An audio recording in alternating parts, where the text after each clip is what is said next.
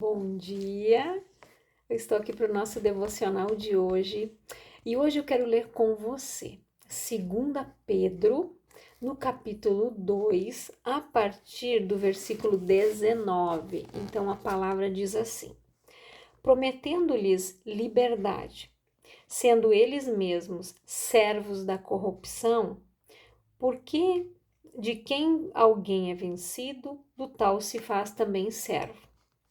Porquanto, se depois de terem escapado das corrupções do mundo pelo conhecimento do Senhor e Salvador Jesus Cristo, forem outra vez envolvidos nelas e vencidos, tornou-se-lhes o último estado pior do que o primeiro.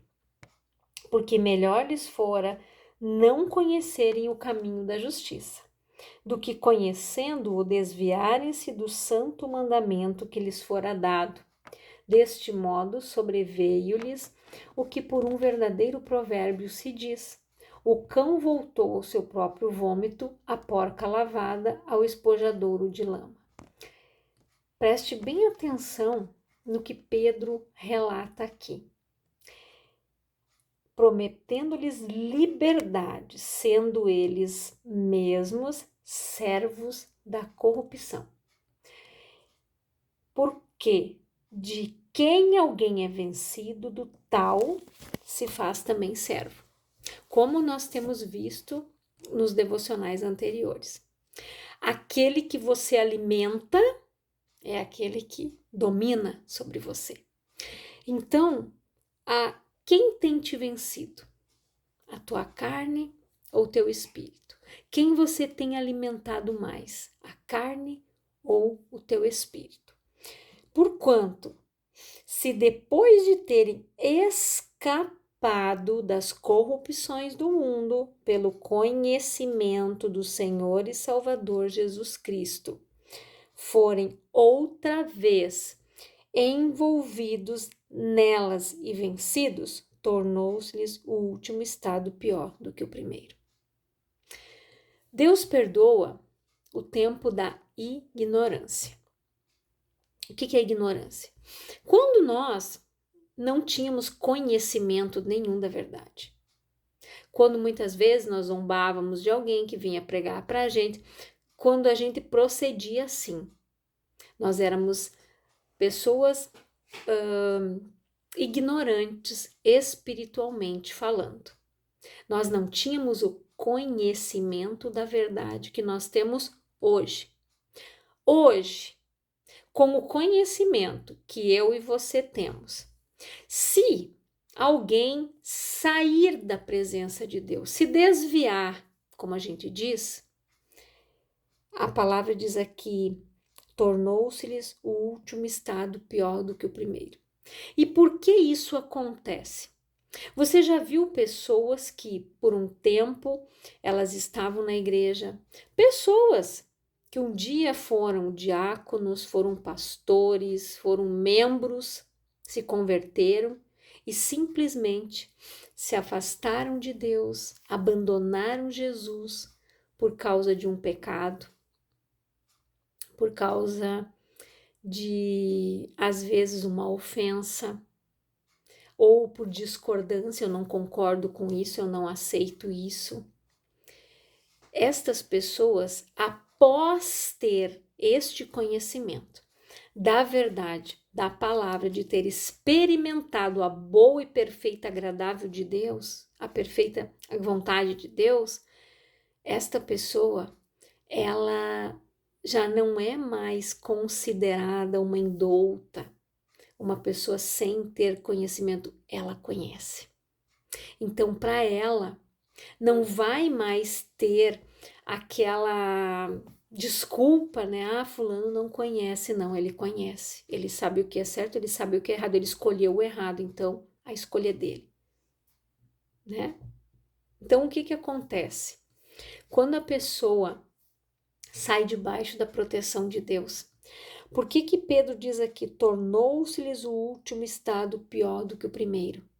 A palavra diz que se um demônio é expulso de alguém, ele sai da pessoa, anda por lugares áridos Se ele não encontrar nenhum lugar, ele volta e traz consigo 7 piores ainda. Ou seja, se a pessoa foi liberta, foi um tempo na igreja, ela recebeu, ela provou do amor de Deus, ela foi buscando, ela foi liberta de demônios que lhe aprisionavam, ela foi curada, ela foi abençoada. No momento em que ela sai da presença de Deus, ou aquele, né, que só quer a bênção, mas não quer o abençoador, é algo muito perigoso. Porque se a pessoa vai na igreja só para receber uma bênção, quando ela menos espera, ela perde. E se ela foi liberta de algum demônio, se ela não preencher o lugar com a presença de Deus, com o Espírito Santo e a palavra, ele volta, ele acha o lugarzinho vazio, a casinha está vazia, ele traz 7 piores ainda.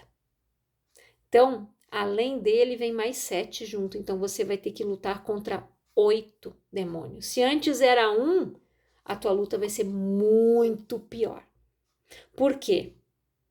Você deu espaço.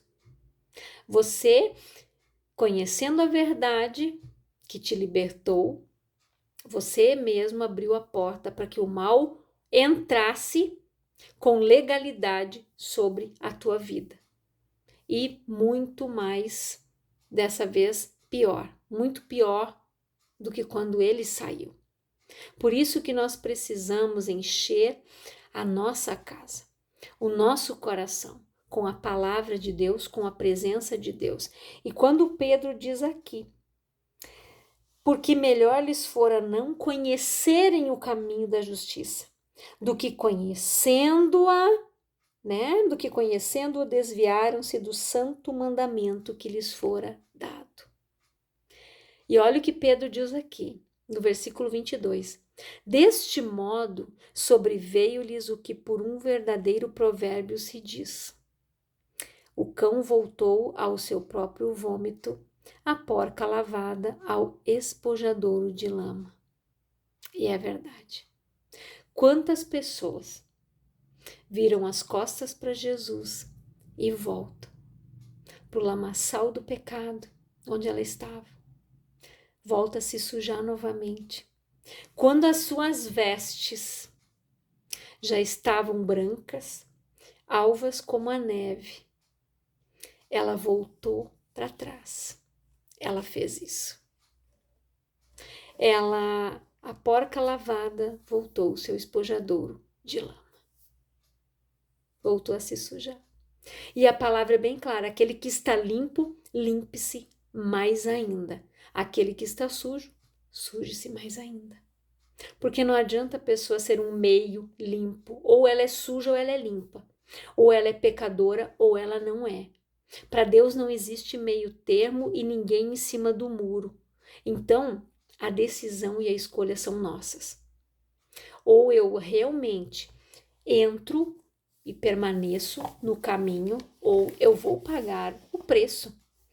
E quando nós precisamos estar com o nosso coração voltado para Deus, porque caso contrário, as coisas não darão certo. Esse é o ponto primeiro.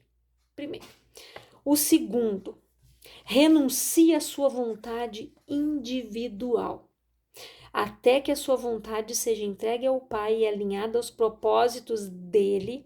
A sua vida espiritual andará em círculos, porque enquanto estiver centrado só em você, a direção estará sempre errada. Lembra o povo de Israel? Enquanto eles estavam no deserto, eles andaram em círculos. A terra prometida estava aqui. E eles não conseguiam ver a terra. Eles andavam aqui, ó, em círculos. Ao redor dela, e ela estava aqui. Por quê? porque eles não fizeram a vontade de Deus.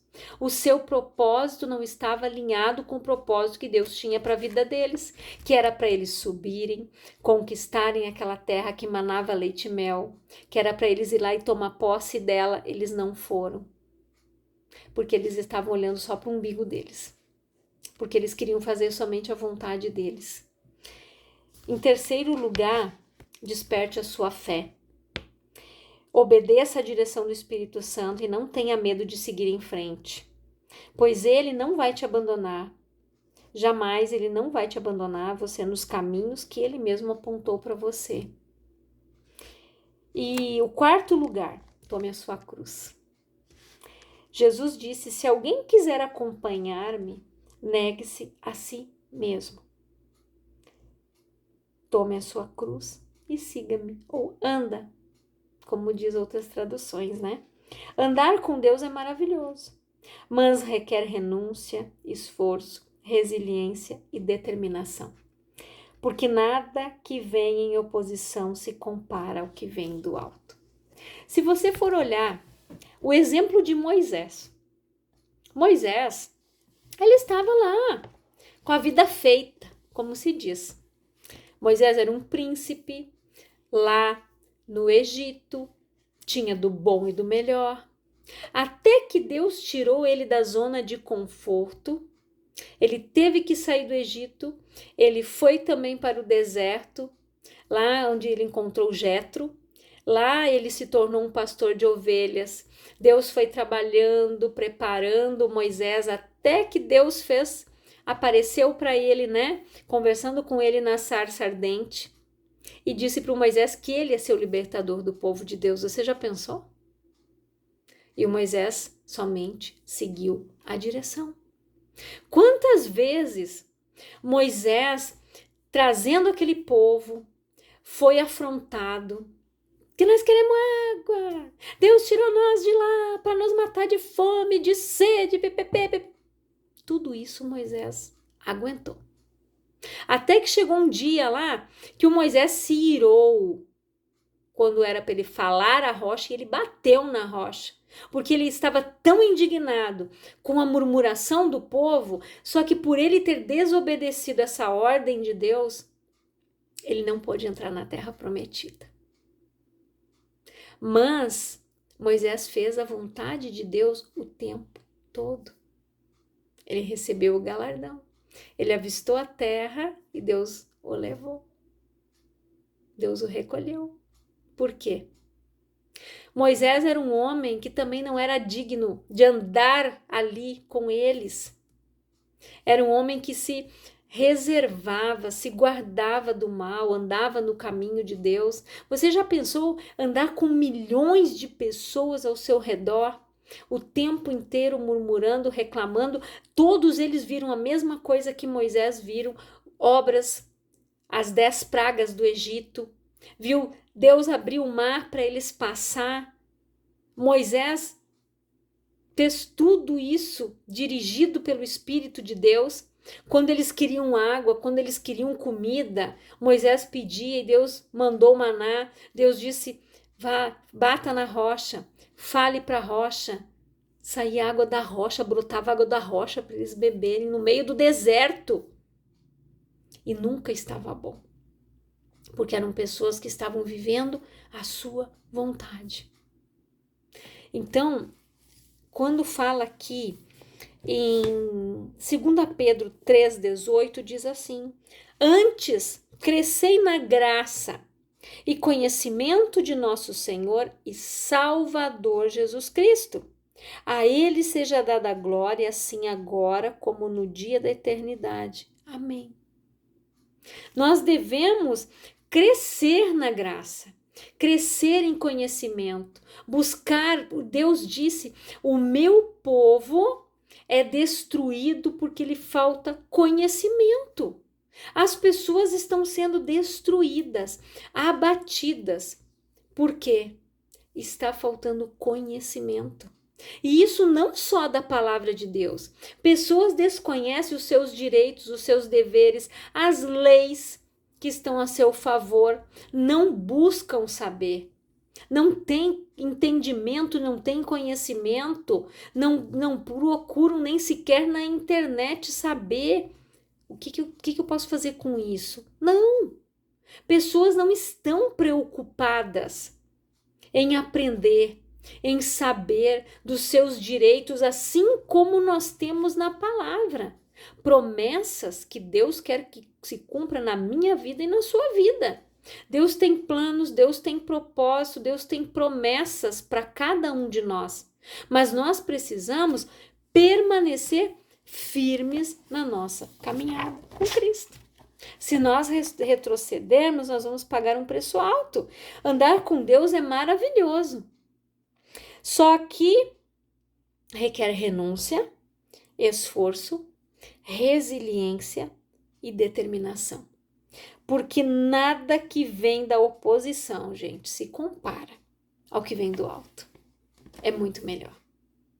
A oposição sempre vai tentar te desviar do caminho, vai tentar te apresentar algo que parece bom, mas não é.